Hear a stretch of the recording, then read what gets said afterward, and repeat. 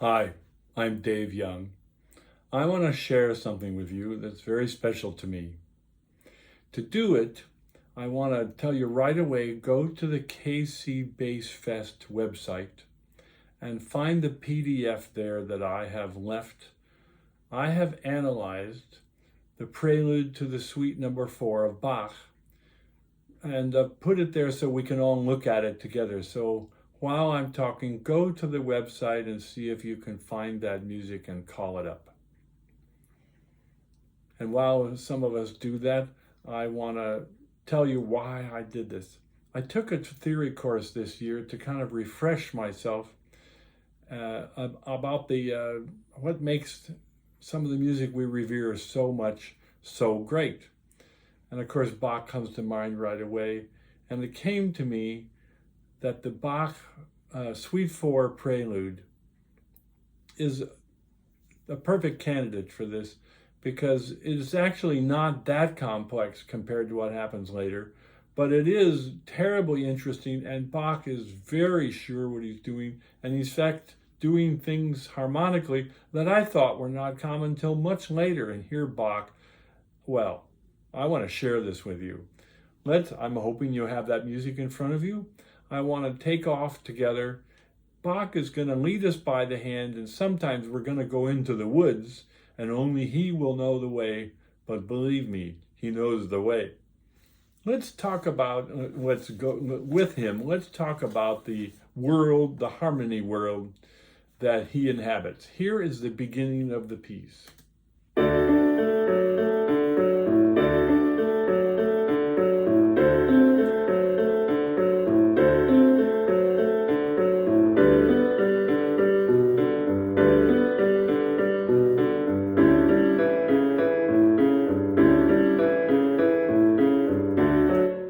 There. Look at the Roman numerals underneath. You see, I made a kind of piano part. I actually organized the notes so that they're in a consistent chordal manner so you can see. Writing an analysis like this teases out the notes that are maybe fundamentals to the chord, but aren't always on the bottom. And what he's doing in the arpeggios is interesting in itself, but here I'm looking at the harmonies. So this piano part I've made is just to play the chords so you can hear them, but also it shows you what the bass notes implied in these chords are. Well, yes, we played in the key of D, so everything is D for 8 bars, but look at the chords. We go 1, 4, 5, just like every folk song, and half of the rock and roll tunes ever written use the same thing, 1, 4, 5. Well, Bach could have had a very nice, thank you very much, nice little piece that everybody knows, the harmony, but he immediately starts going off from there. And to show you what he does, I want you to concentrate upon the left hand of the piano line, the bass line, because in this case, a lot of the time, the bass is carrying the important melodies. Sometimes there are counter melodies, and you can make a case for 2, even 3 melodies going on at the same time. But for this purpose, I want to concentrate on what the left hand, what the implied bass is doing. So right away, here we were in bar 9, we return to the D chord. Watch what the bass does.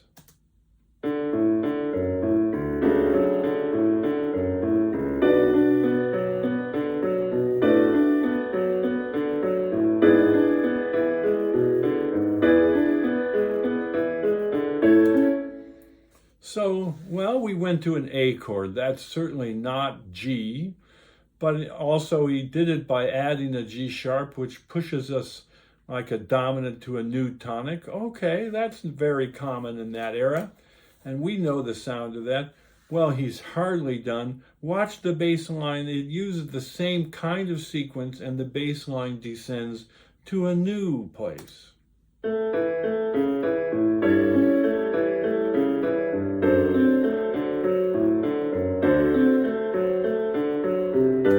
Yeah, he goes to a G chord. Now, this could be the key of G. He could stay there, or he could keep sequences. Well, Watch, of course he keeps the bass line descending again.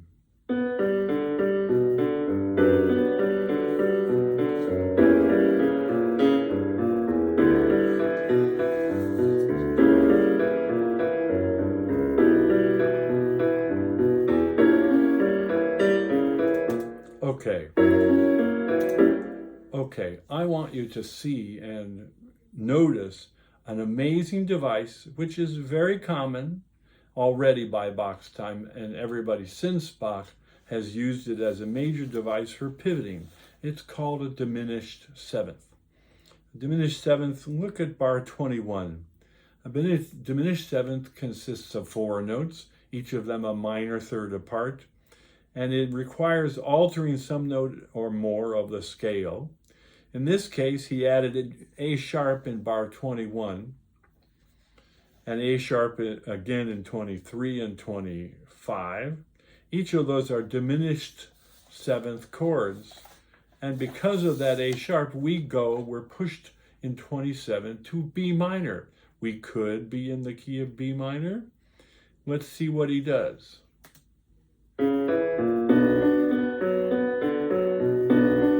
Look at this. He adds D sharp, and he goes down in the bass line.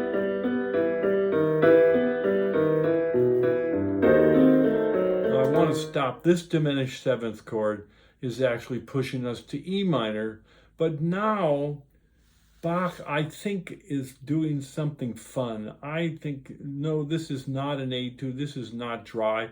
I think he's teasing us. Each time he goes to a new, what could be a key point, a new key, and he doesn't stay there, he immediately leaves it. Well, here's a diminished seventh again, and I think this diminished that a minute ago we went on D sharp, took us to E. Well, this is the same D sharp in a different guise takes us to E minor, and we think, well, is this it? Is this where we're staying?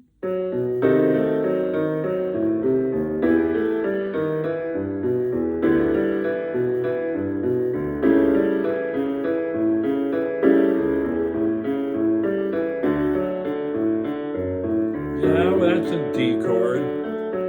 Oh my gosh. Diminished sevenths, over and over. Okay, this time we went to F sharp minor. And again, it's because of those E sharps pushing us to F sharp. Now, here's he gives you a kind of a break in a second from all these arpeggios, but he's still teasing us. He knows the way, and we could be feeling lost, but he has us by the hand. He says, don't worry, I'll show you.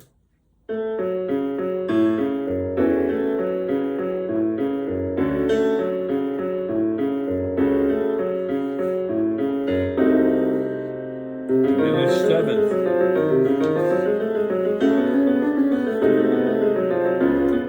Okay, this is another device and a moment in Bach, which is very common. You remember he was an organist, and there are these long things called organ preludes.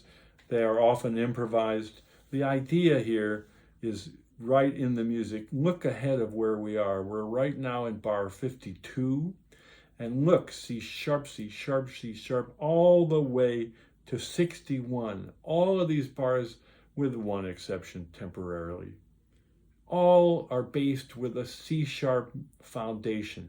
This is called a pedal tone.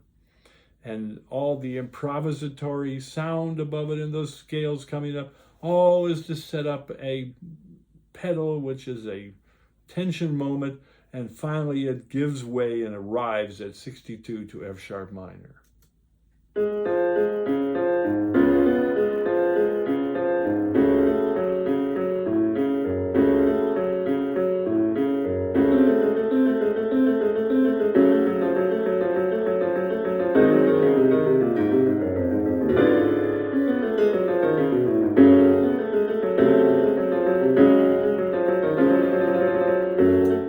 There, F sharp minor. Well, what devices are left for him to play with? Oh, don't worry, he's not out of ideas at all.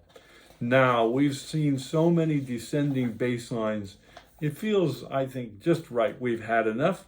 And Bach says, oh, don't you worry. We're going to now go up. In a second, you're going to see the bass line start rising. And in music, rising pitch always means adding tension. And this is no exception. Watch the bass line go up with our diminished seventh arpeggios, and it'll get up to the top of page 4 to another surprising device. Here is 62.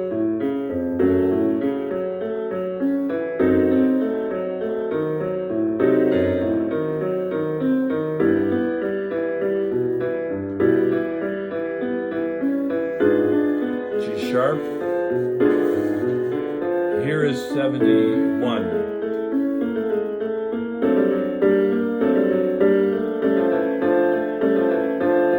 What? B flat? What is that?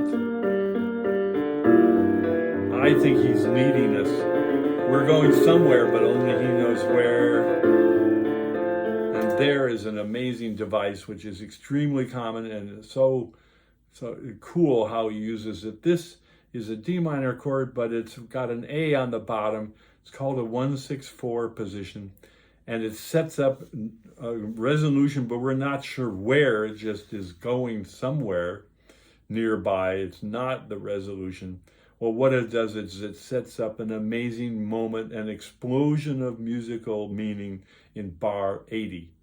Look at the notes: E flat, G, B flat. What is an E flat chord doing in the key of D, or anything near the key of D? This is a device called a Neapolitan sixth, which you'll come across in your studies. It's a very common device. Later, I thought it wasn't common till 50 years later. Here, what do I know? Here's Bach demonstrating. He knew exactly what he's doing. I think to the ears of his time, this is really an explosion, but he really uses it perfectly and with great skill. He makes the biggest tension, which allows for the greatest resolution. And in 82, you'll see we're back in the key of D. E flat. 5-1 in the key of D. And the end of the piece is like, we're out of the woods and you can see home in the distance. We're right there with a little flourish in 88 and an improvised sounding moment. We come down the scale and it's like, we're home.